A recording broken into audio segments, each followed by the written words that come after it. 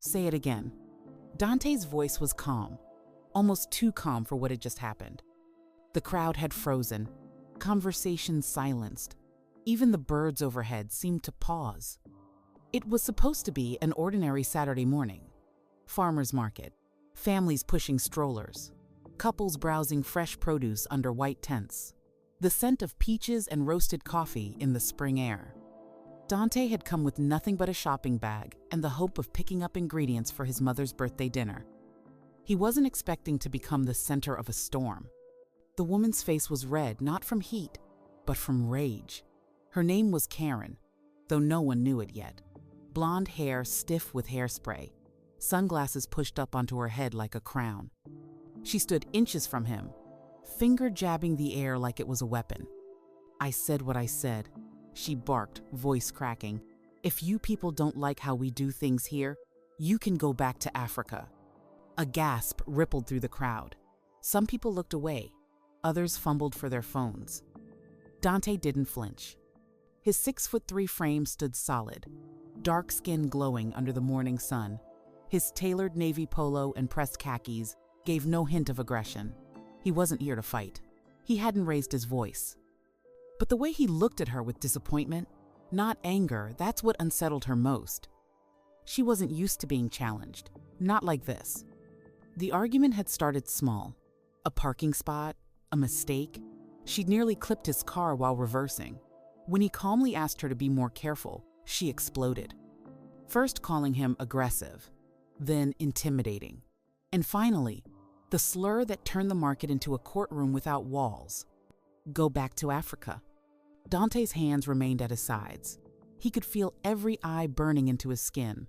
White faces, black faces, a few brave ones shaking their heads at the woman's outburst. Most just watched, waiting to see what the big black man would do. She wanted him to lash out, to confirm the stereotype, to justify whatever came next. Instead, he spoke again, low, steady. "Say it again, louder, so everyone can hear who you really are." A hush. Only the hum of a nearby generator answered. The woman's lips quivered. For a moment, she seemed unsure, but then her pride kicked in. "You heard me. Go back to Africa. People like you." That's when she noticed something. The people around them, they weren't looking at Dante like a threat anymore. They were looking at her. But it was too late. Dante exhaled, slowly. His heart beat steady. He had spent years in rooms like this, though they didn't always have tents and tomato stands, courtrooms, city halls, negotiation tables. Always underestimated, always doubted, but never losing control. He was about to remind her why, and what he said next would leave every person in that crowd silent. The morning had actually started with kindness. Dante had arrived early, parking his black Lexus SUV at the far end of the lot. His mother's birthday was tomorrow, and he wanted to cook her favorite spiced okra stew with fresh cornbread. A tradition he never missed, no matter how busy his life got. He grabbed his reusable bag and strolled toward the first vendor, an elderly woman, Miss Celeste, who always saved him the ripest tomatoes. "Morning, young man," she smiled, her eyes bright beneath a wide-brimmed sun hat. "Got something special for you today." They chatted briefly as he filled his bag.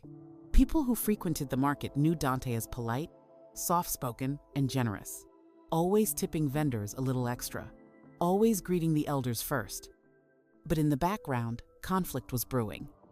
Across the lot, a silver Range Rover came swinging into a space much too narrow for its size. Tires screeched against the curb. Inside, Karen gripped the steering wheel like it was a lifeline, face already twisted in frustration. She had circled twice, looking for a close spot.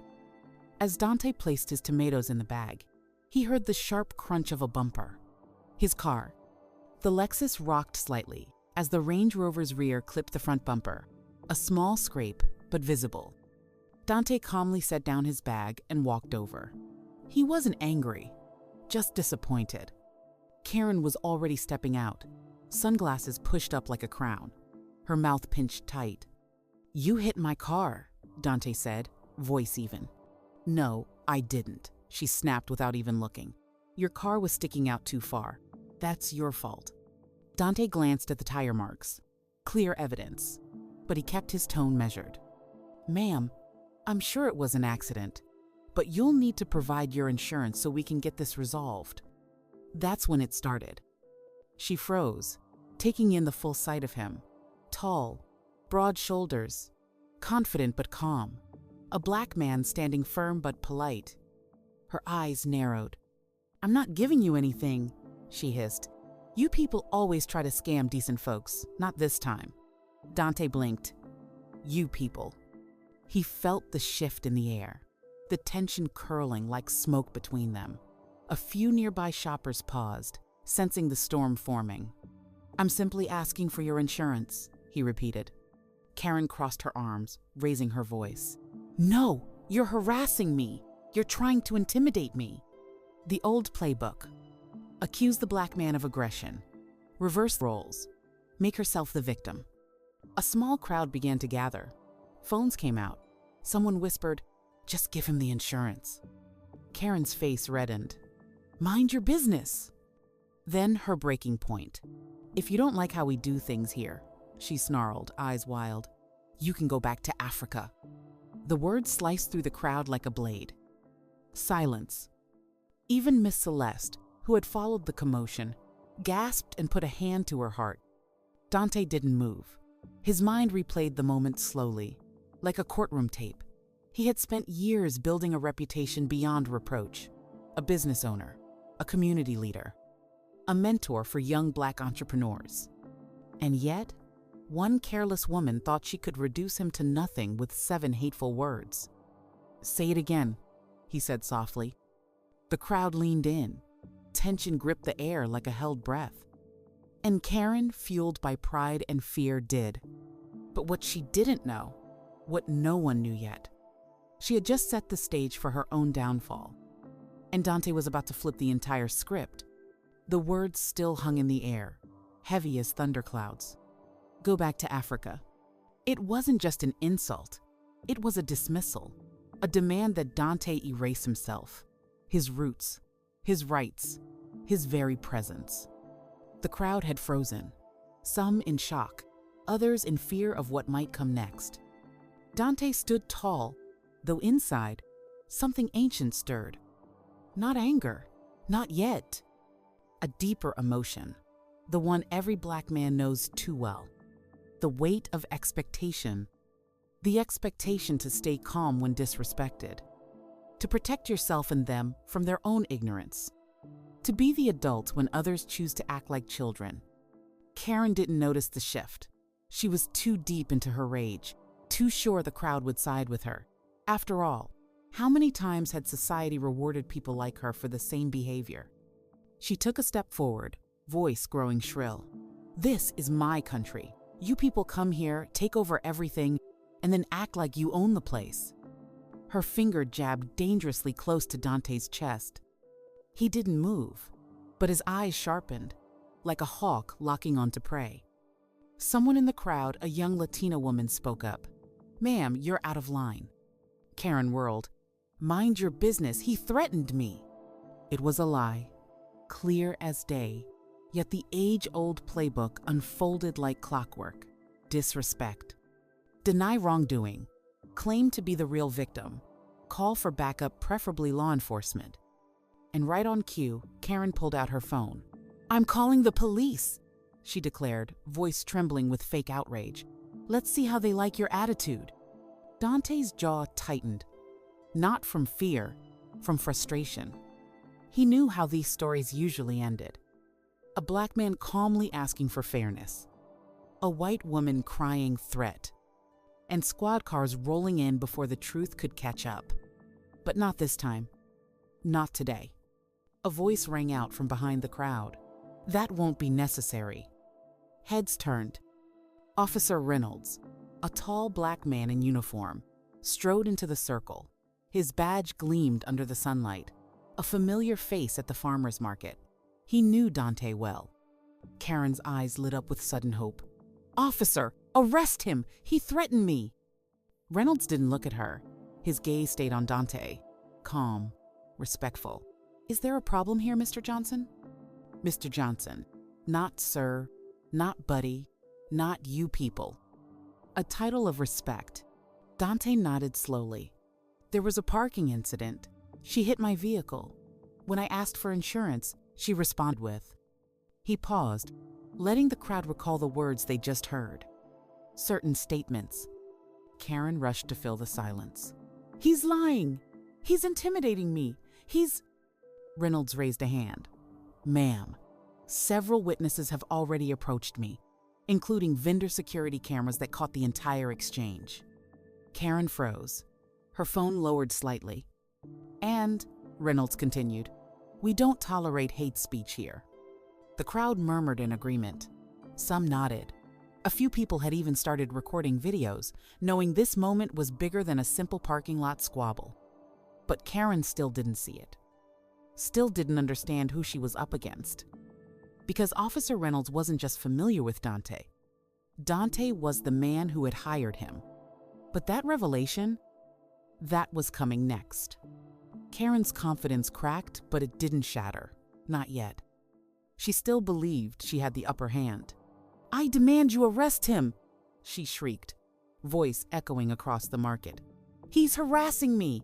He threatened me! Everyone here saw it!" But no one backed her up, not a single voice. Instead, the crowd parted as Officer Reynolds stepped fully into view. His posture was firm but calm, the posture of a man used to maintaining order, but also of someone who knew this was not an ordinary incident. Karen tried to gather herself. She smoothed her blouse with shaking fingers. "This is outrageous. Are you just going to stand there and let him intimidate a woman? A white woman?" That was the moment. The instant the crowd fully turned against her. The racism wasn't even disguised anymore. It was out in the open, raw and exposed. And the phones were still rolling. Officer Reynolds took a slow breath. "Ma'am, I've already spoken to 3 witnesses and reviewed vendor footage. It confirms that Mr. Johnson has not threatened you in any way." Dante remained silent. His control was absolute. Not a twitch, not a word. Karen pointed at him, desperation creeping in now. "You don't know who you're dealing with. I have powerful friends in this town. You people think you can come in and change everything. You think you own this place, but you don't." She was loud enough for people 2 rows away to hear. And that's when Miss Celeste, the elderly vendor who had sold Dante his tomatoes, stepped forward. She spoke softly, but every syllable landed like a hammer. "That young man has done more for this town than you ever will." Karen turned, eyes wide. "Excuse me?" Miss Celeste nodded toward Dante. "He restored the rec center after the storm, saved the youth program when the city cut funding, donated to the food pantry every Thanksgiving. And when my husband passed, he paid for the funeral when no one else could." Murmurs of agreement rippled through the crowd. Heads nodded. People who had remained silent out of fear or uncertainty now found their courage. Karen's mouth opened, but no sound came out. Her authority, once assumed, was crumbling fast. And then Officer Reynolds added the final blow. "Ma'am," he said, "the man you're disrespecting, he's not just a shopper here. He's the founder of the Johnson Community Trust." Karen's face went pale. "The trust owns this market space," Reynolds continued. "He funds the vendor subsidies, the security, the very programs that allow this market to exist." The crowd erupted not in chaos, but in a wave of gasps and murmured, "Oh my gods." Dante didn't gloat. He didn't even smile. He just folded his arms across his chest, the picture of quiet strength. Karen stumbled back a step. The weight of what she'd done, the person she had tried to publicly humiliate, was crashing down on her. She had not insulted a stranger. She had attacked the man who literally owned the ground beneath her feet. And the consequences were only just beginning. Karen's face flushed deep crimson. The confidence that once fueled her rage now curdled into fear. The man she thought she could belittle and dismiss wasn't just another black shopper asking for fairness. He was the owner, the architect of the very market she was standing in. The quiet force behind dozens of community programs that lifted this town. Programs that had likely even benefited people like her, whether she realized it or not. Dante's eyes didn't harden. They didn't need to. His silence said everything. Karen opened her mouth again, trying to salvage control. This is ridiculous. You can't just say you own a place and expect everyone to bow down. Miss Celeste stepped in once more. It's not just his word, child. We all know what Mr. Johnson's done for this community. A vendor near the back held up his phone. I just pulled up the Trust's website. His name's right here. He's been funding this market for 5 years. The crowd swelled with murmurs. Karen's desperate eyes darted from face to face, searching for an ally. She found none. But the final twist was still coming. Officer Reynolds cleared his throat. Ma'am, there's more. He tapped his radio. I spoke with Central Dispatch before I approached. Not only is there no basis for an arrest. He paused. Let the silence stretch. Mr. Johnson was recently appointed to the town council. A collective inhale surged through the crowd. Karen swayed slightly, her sense of balance betrayed by the crushing weight of the moment. And, Reynolds added, he was the one who advocated for increased small business protections, including the very insurance policies that cover vendors and parking lot accidents. Dante finally spoke. His voice was low but filled with quiet authority. You see, ma'am, while you were busy deciding who belongs here, I was busy building something for everyone, even people like you. That line hit like a hammer. Karen shook her head furiously. You can't do this. You're trying to ruin my life over one little comment. But that was the lie she told herself. It wasn't one little comment. It was a deep-rooted belief she had carried for years. A belief that entitlement excused cruelty. That assumptions justified hatred. And now, that belief had met its reckoning. Reynolds straightened. Actually, ma'am, you may have done that all by yourself. At that moment, one of the bystanders who had filmed the incident spoke up. She was young, perhaps college-aged, and her phone camera was still rolling. I think it's already too late, she said quietly. Your face is trending. Karen's head snapped toward the woman. But it was true. The video was already spreading like wildfire. Uploaded, shared, captioned. Racist woman harasses market owner. Another Karen moment. When entitlement meets reality. Karen's power had never really existed. It had been borrowed from ignorance, from privilege, from a system that protected her type for far too long. But the system had changed, and now it was watching. The tide had fully turned. What began as a crowd of bystanders had become something else witnesses, not just to an argument, but to a reckoning. Karen stood at the center, suddenly small, her voice stripped of its former power. Her hand clutched her phone not as a weapon anymore, but like a shield that wasn't working. Dante, however, hadn't moved an inch. For a man who had just been publicly humiliated and racially attacked, his calm unnerved even those who supported him. Not because they thought he was weak, but because they sensed he wasn't done yet. Dante looked around slowly. I see a lot of phones out, he said, his voice strong but measured. Good. Keep them rolling. Moments like this, they need to be seen. His eyes found Karen's, locking her in place like a spotlight. Ma'am, you asked who you were dealing with. Karen swallowed hard. I didn't mean... You meant every word. And now you'll hear mine. The crowd hushed. Even the birds above seemed to pause again, as if nature itself recognized the weight of this moment. I built this market not just for profit, Dante continued, but for community, for opportunity, for the children of immigrants. For the elders who grew this town before, big chains pushed them aside. And for people like you, who never stop to think about who actually keeps your world turning. Karen's lips quivered. I didn't know who you were. You never thought to ask. Dante stepped forward, not aggressively, but with the measured confidence of a man fully aware of his power. You tried to weaponize your ignorance. You assumed your status gave you the right to disrespect me, to tell me where I do or don't belong.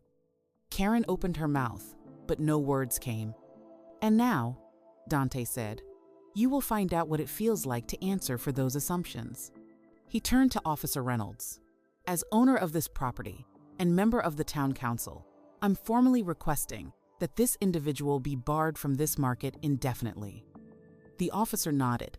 Request granted. The crowd exhaled, some even applauding softly.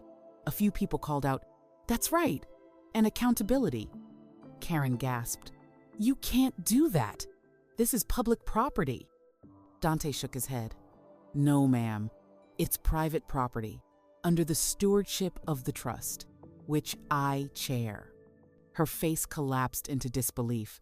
But my friends, my husband's on the Chamber of Commerce." "Then he knows exactly how serious this is," Dante replied. For the first time, Karen looked truly powerless. The woman who once screamed over a parking dispute now stood surrounded not by strangers, but by a community unified against her prejudice. And just when she thought it couldn't get worse, it did. Officer Reynolds tapped his radio again. "Dispatch, can you confirm? We've identified the individual involved in the hate speech incident at Johnson Market." A crackle answered. "Confirmed. And there's a pending investigation involving this same individual. Possible discrimination complaints from her workplace." The crowd rippled with gasps. Karen's mouth dropped open. "No, that someone's lying." But the truth had finally caught up with her. The power she once held had dissolved. And Dante? He stood taller than ever. Karen's breathing quickened. The color drained from her face as the full weight of what was happening closed in. The woman who once barked orders now looked like a cornered animal. She spun in place, scanning the crowd, searching for an ally, anyone who might still believe her version of events. But all she found were cameras, judging eyes, and silence. The same silence she had tried to enforce on Dante only moments before. Officer Reynolds stepped closer, lowering his voice but keeping it firm. "Ma'am, I'll need you to leave the premises immediately. You are now trespassing." Karen's lip trembled. "Number, you don't understand. If this video goes viral..." "It already has." The young woman with the phone, one of the first to record, held up her screen. "Over 200,000 views and climbing. People are tagging your employer." Karen's knees buckled slightly. She grabbed for the edge of a nearby produce table, knocking over a crate of apples. They tumbled across the pavement like rolling verdicts. Dante didn't flinch. He didn't soften. He knew too well that accountability without consequences wasn't accountability at all. Officer Reynolds spoke again. "For the record, an official no trespass order will be filed today. If you return, you will be arrested." Karen whispered, "Please, my job, my kids."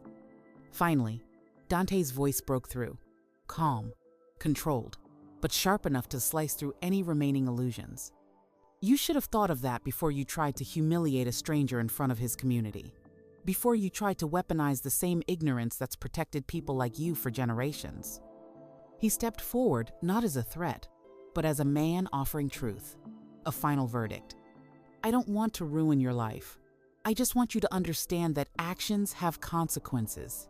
Words have power, and sometimes, so does the person you underestimate." Karen covered her face. "I'm sorry." But it was too late for apologies. Two vendor security staff approached, without force, but without compromise. "Ma'am, we'll escort you to your vehicle." As they led her away, the crowd parted again, but this time, no one looked at Dante with fear or suspicion. They looked at him with respect, solidarity. Some even clapped softly. Karen paused near the edge of the parking lot. "You'll regret this," she hissed, her last attempt to regain control. Dante didn't respond. He didn't need to. Because in that moment, the entire town had already delivered its answer. Karen's era of entitlement was over, and a new standard had taken its place. As the security guards led Karen out of the market and toward her SUV, a quiet ripple passed through the crowd. No one cheered. No one mocked her. Because this wasn't a moment for petty satisfaction. It was a moment for accountability. Dante watched her go, his expression calm, but his mind sharp and alert. He wasn't new to this.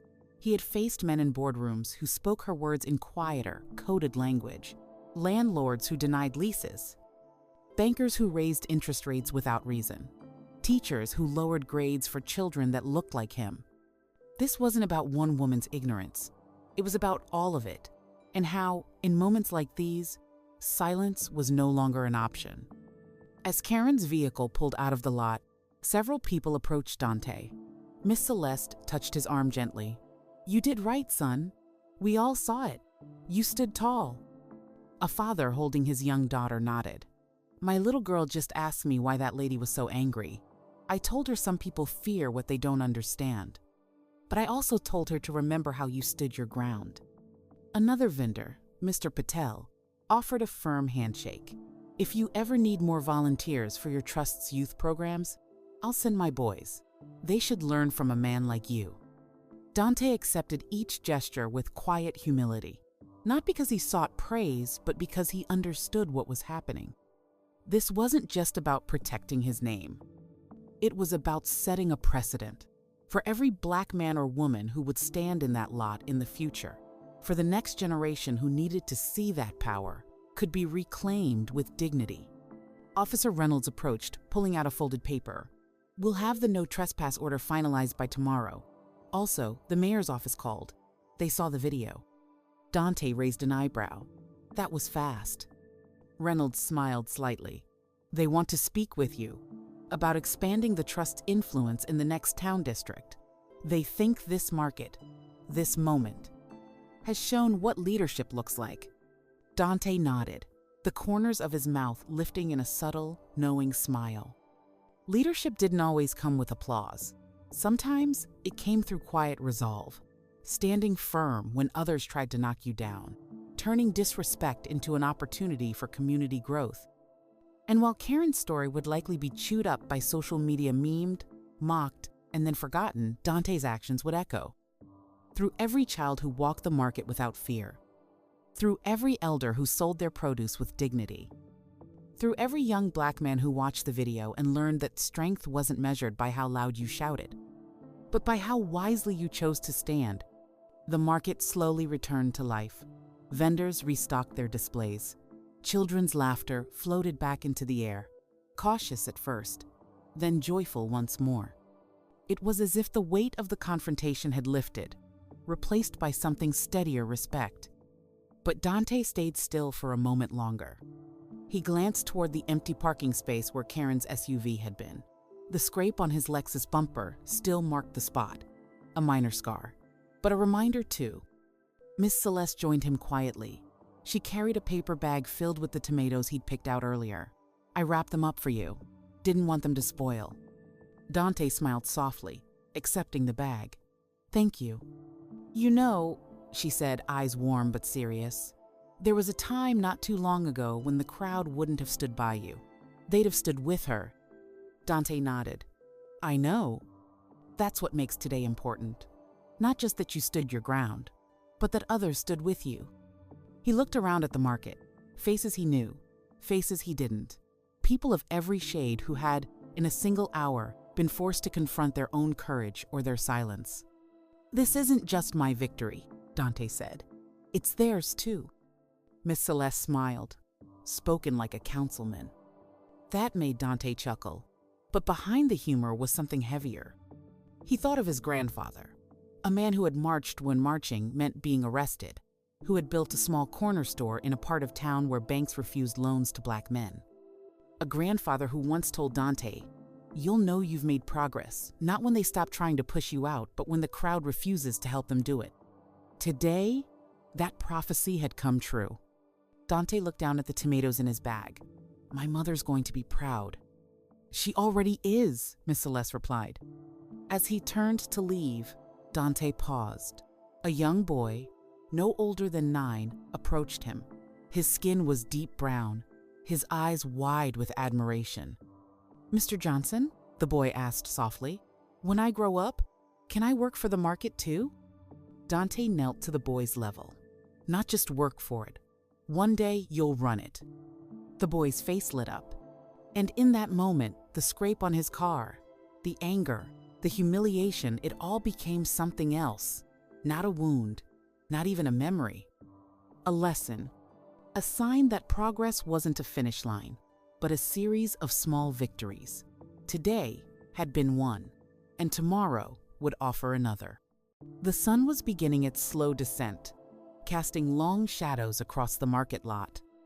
Dante walked back to his car, the Lexus, with its fresh scrape. Funny how such a small mark could symbolize something so much bigger. But he didn't open the door just yet. Instead, he stood quietly, watching the community he had built continue to thrive.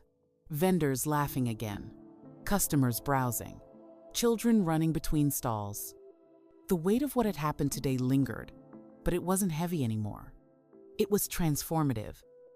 A reminder that the past could still reach into the present, but it didn't have to control the future. As Dante was about to get in his car, a tap came at his elbow. He turned. It was the young woman who had filmed the confrontation the first to capture the truth when others hesitated.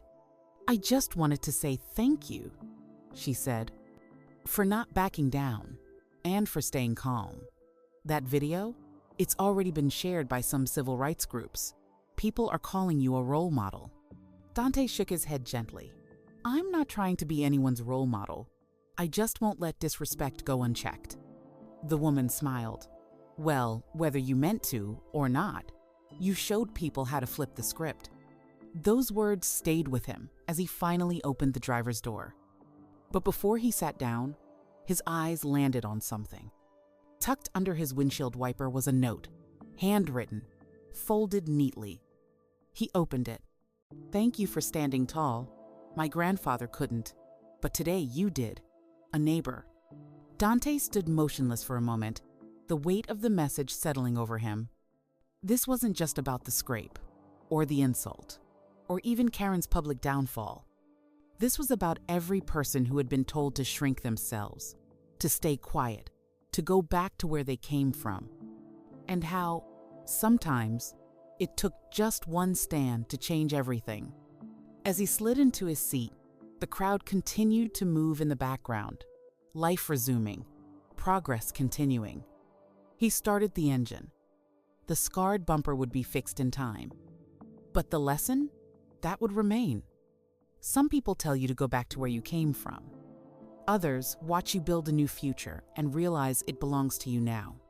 Dante pulled out of the lot, driving forward not just on the road, but into a legacy larger than he ever intended.